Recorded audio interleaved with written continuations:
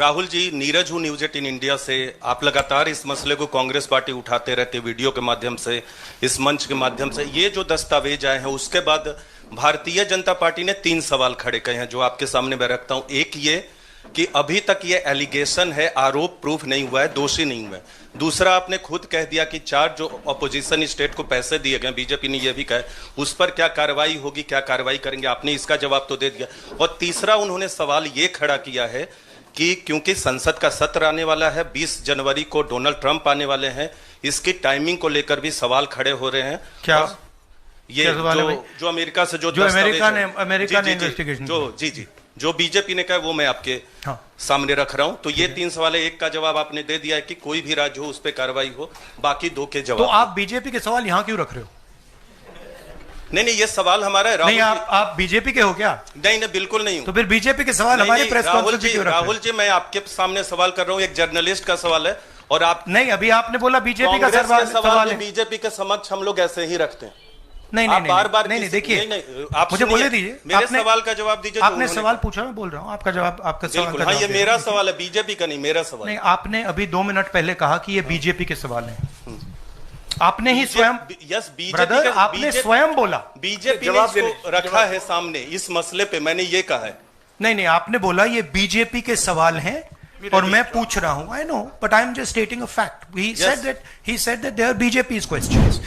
नरेंद्र मोदी जी का कहना है कि अगर अंबानी जी और नरेंद्र मोदी जी, अमित शाह जी एक रहेंगे तो वो सेफ रहेंगे। ये नारा है उनका। पूरा देश जानता है कि सरकार अदानी जी के लिए चलती है।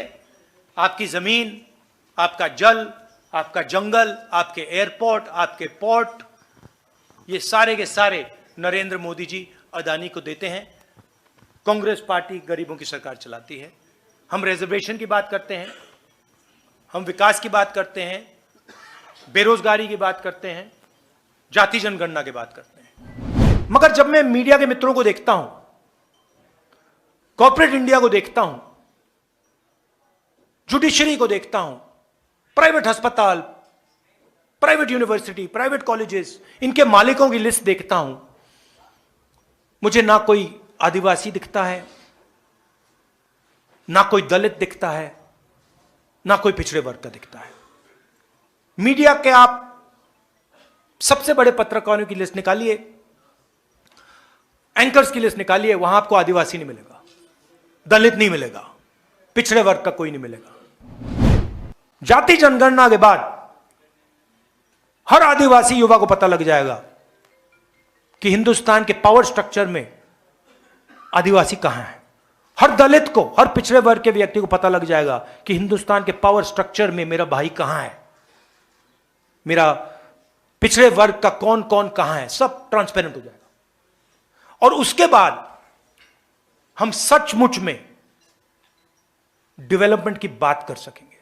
उसके बाद हम सचमुच में एक नए तरीके से हिंदुस्तान में विकास ला पाएंगे।